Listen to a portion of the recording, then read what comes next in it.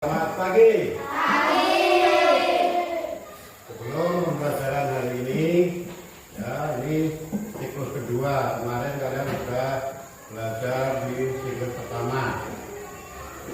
Untuk mengakhiri pembelajaran hari ini, ketua kelasnya maju memimpin berdoa. Silakan.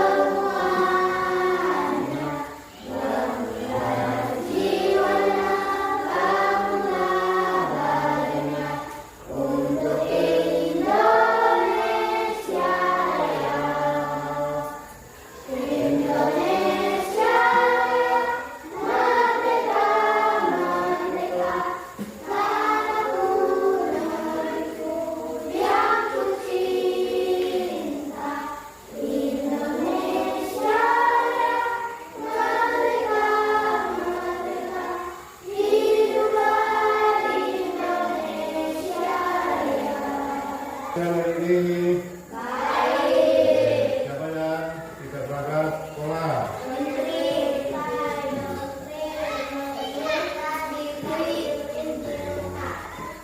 Ada Pak. Ya, jadi kalau kita di kebun ini kalau jalannya bagus, kita harus belajar untuk menuntut ilmu. Kita harus berangkat ke sekolah, jangan malas-malas. Kita masih muda itu harus selalu rajin belajar. Baik, untuk kegiatan selanjutnya kalian baca dulu yang berhubungan dengan materi hari ini. Baca dulu. Ya, kalau ada kata-kata yang susah atau kalian yang tidak tahu maknanya, nanti bisa ditanyakan. Ingat 10 menit untuk belajar.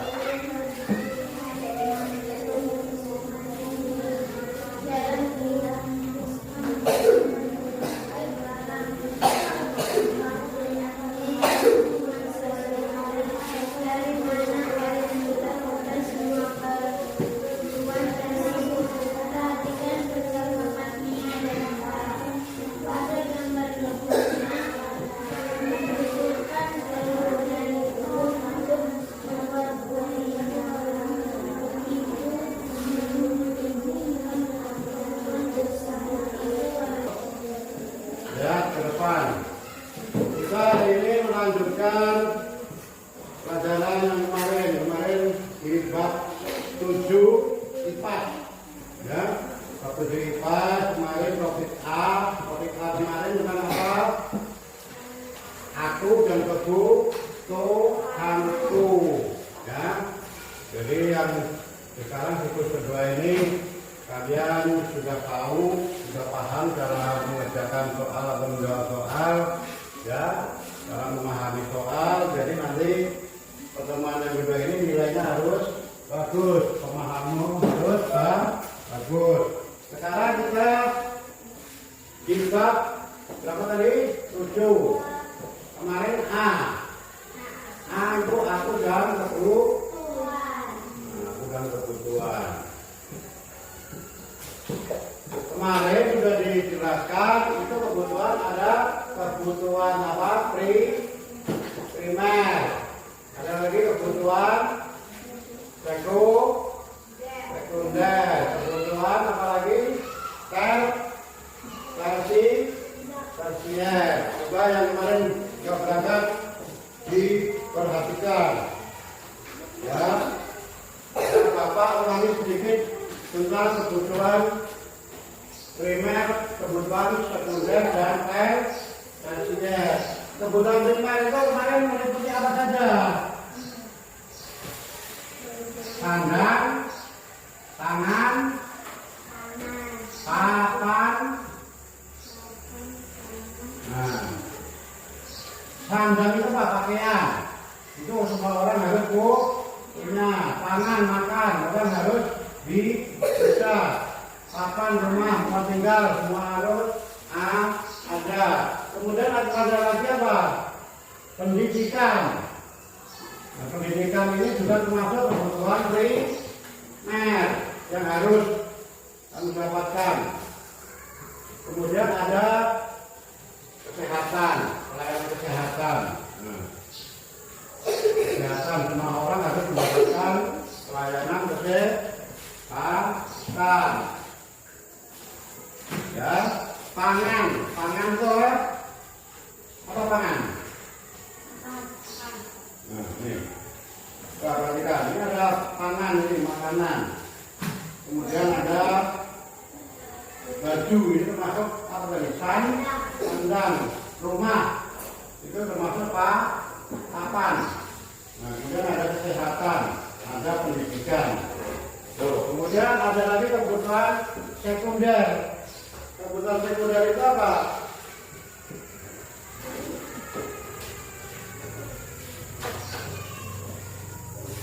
Contoh kebutuhan sekunder, kita perhatikan.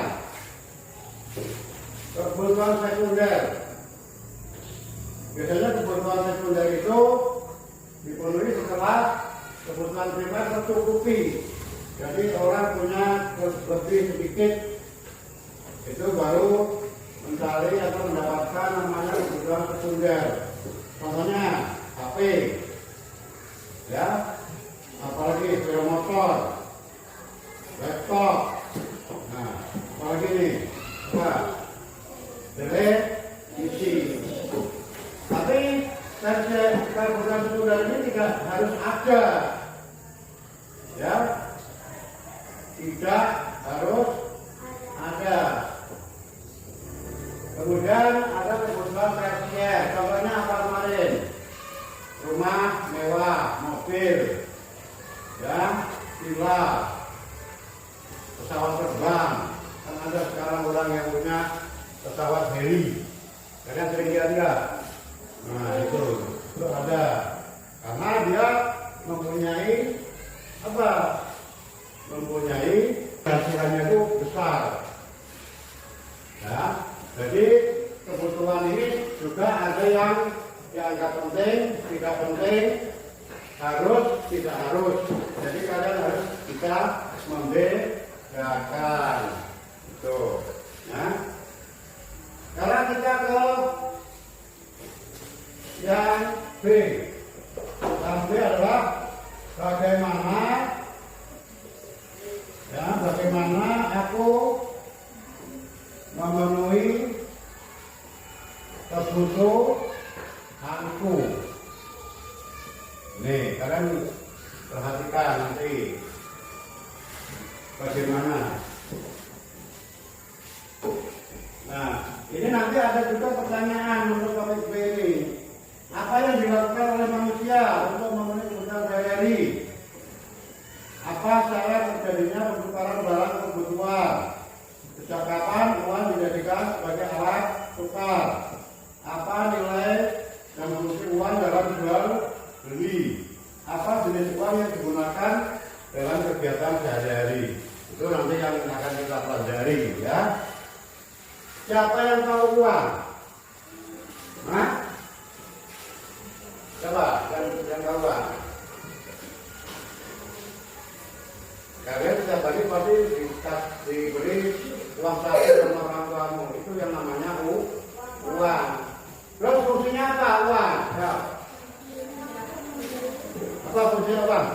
setiap hari kan diberi sama orang tuamu uang saku untuk ke sekolah. Apa?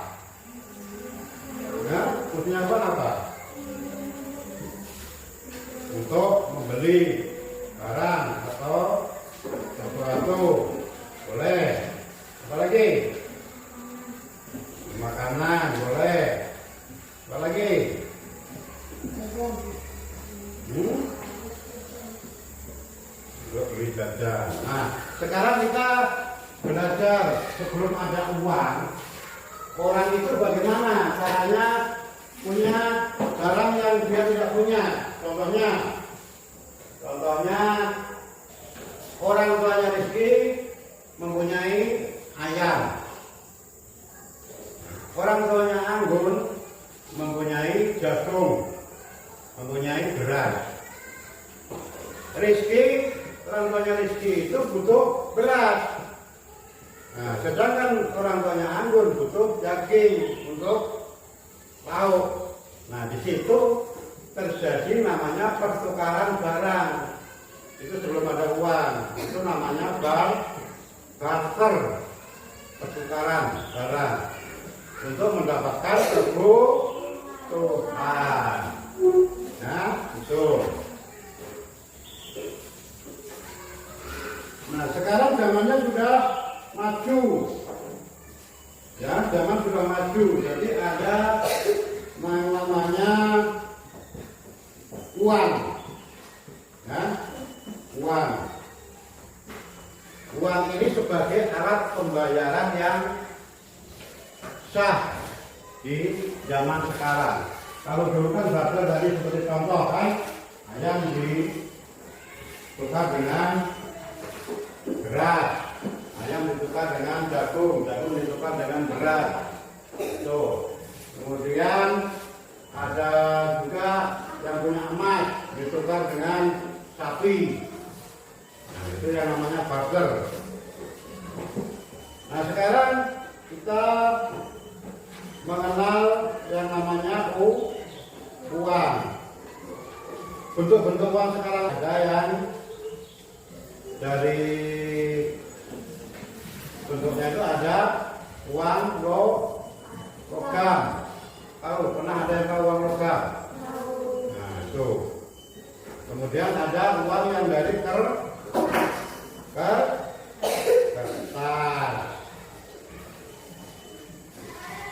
Sekarang syarat uang dijadikan alat tukar.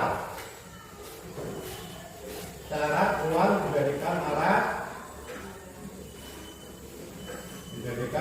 apa? Alat tukar.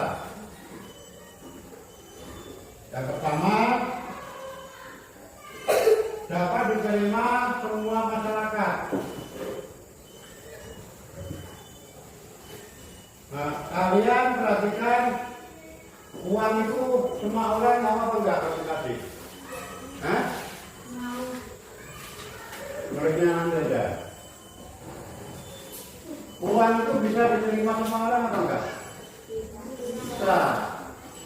Berarti uang bisa dijadikan alat tukar. Kemudian uang itu tidak boleh cepat rusak. Ya. Artinya apa? Uang ini tidak luntur, uang ini tidak pudar, uang ini tidak mudah sobek. Uang ini harus kuat. Jadi uang memang bisa sobek, tapi dengan kekuatan yang besar. Cuma kalau dilipat-lipat atau kamu tarik itu tidak akan sobek, kecuali kamu tarik dengan kekuatan besar. Ya, intinya uang itu tidak mudah, tidak luntur, tidak mudah rusak. Itu bisa dijadikan alat tukar. Kemudian mudah dibawa kemana-mana.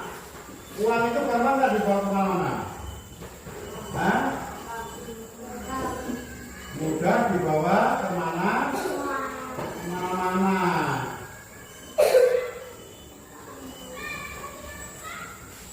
Nah, Uang bisa ditaruh di dompet, di saku, ya.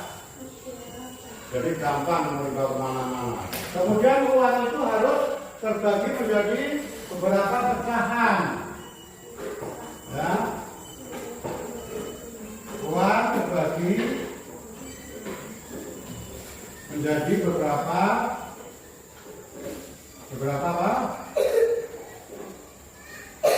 Beberapa pecahan. Maksudnya seperti ini. Nilai uang. Jadi umpama kamu punya uang 100.000. Ada enggak uang 50.000? Hah? Ada enggak uang 50.000? Nah, itu jadi uang itu harus terbagi pecahannya. Jadi kalau kamu beli yang seharga 50.000 pakai uang 100.000, itu ada uang yang bentuknya 50.000, ada uang yang bentuknya 20.000, ada uang yang bentuknya 10.000, 5.000, 2.000, 1.000. Nah, itu fungsinya agar apa? Terjadi kelancaran transaksi. Nanti kalau uang bentuknya 100.000 semua, orang beli harga 60.000, tidak ada kembalian. Akhirnya jadi repot. Makanya uang itu dipecah-pecah menjadi beberapa nominal nilainya. Seperti yang tadi disebutkan, ada nilai 1.000, 20, ya, 50, gitu. Kemudian uang ini, ya, ini terbatas dan tidak dipalsukan. Kamu pernah dengar uang palsu atau enggak? Nah, itu akan kelihatan walaupun orang mau mirip-mirip bikin atau mirip-mirip buat uang, tapi tetap kelihatan, ya. Dan negara itu, ya, Bank Indonesia itu membuat uang itu sudah tiap hari bikin banyak-banyak tidak, tapi terbatas. Kamu kan sering lihat uang 5.000 Mama. Tahun ini bentuknya seperti apa? Kemudian tahun berikutnya tetap nilainya 5.000, tetapi ukurannya berbeda. Kan bentuknya beda-beda. Ada yang uang 50. Kamu perhatikan, jadi bentuknya itu akan berubah-ubah, tetapi tidak mengurangi nilainya agar tidak mudah dipalsukan. Karena nominalnya uang itu dibuat secara terbatas. Siapa yang mau bertanya? Tadi sudah dijelaskan, kalian jawab di situ. Ya, diskusi. Yang diskusikan. Tuh, Bapak. Ya itu kamu simpan. Nih.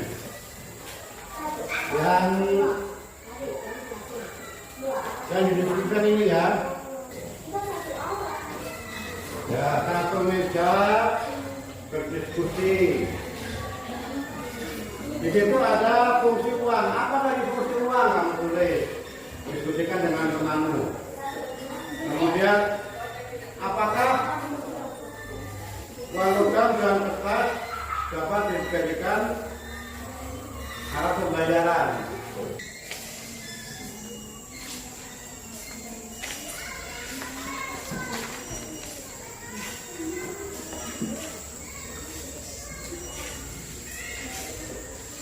Ya, gimana?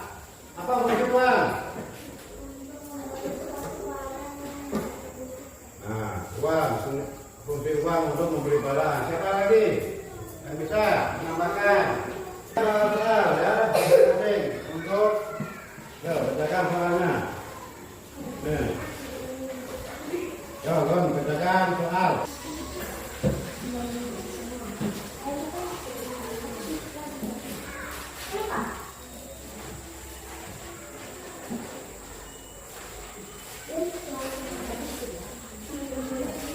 Pada hari ini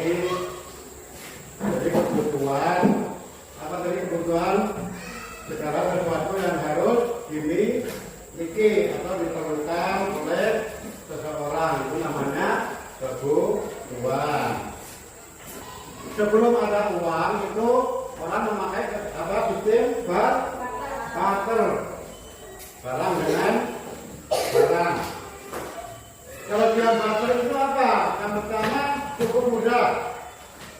Yang kedua mendapatkan barang itu bernilai di atas barang yang ditukar. Yang kedua, yang ketiga adanya keinginan yang sama-sama ingin, sama-sama butuh. Seperti tadi ayam ditukar beras, karena yang punya beras pengen punya ayam, gitu ya. Nah, kelemahan barter itu ada juga. Kadang-kadang kita sulit, kita sudah punya ayam, tapi orang lain nggak punya beras. Padahal kita pengen beras, begitu, ya. Jadi kesulitannya, kelemahannya itu sulit mendapatkan orang yang bertukar dengan barang yang kita butuhkan. Kemudian sulit memperoleh barang yang memiliki nilai pertukaran yang seimbang. Contohnya apa tadi? Ayamnya kira-kira harga 200, cuma berasnya Anggun harganya sekitar 100. Nah, itu kan tidak bernilai. Jadi kesulitannya di situ.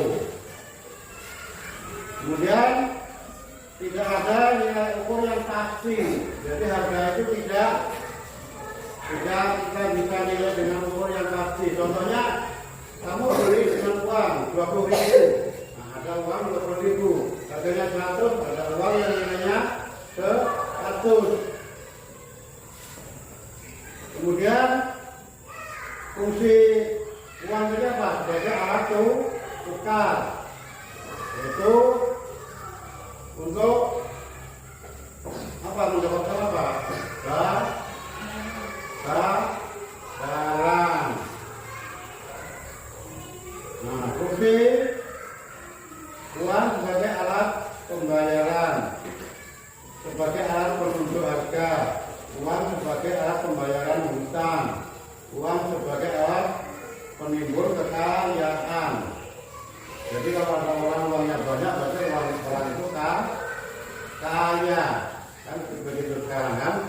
Nah, jenis uang itu tadi ada uang logam, ada uang kertas, kemudian ada uang bernilai penuh, contohnya kayak emas. Kemudian ada uang yang tidak bersifat penuh, nilainya lebih kecil dari nilai barang. Tuh.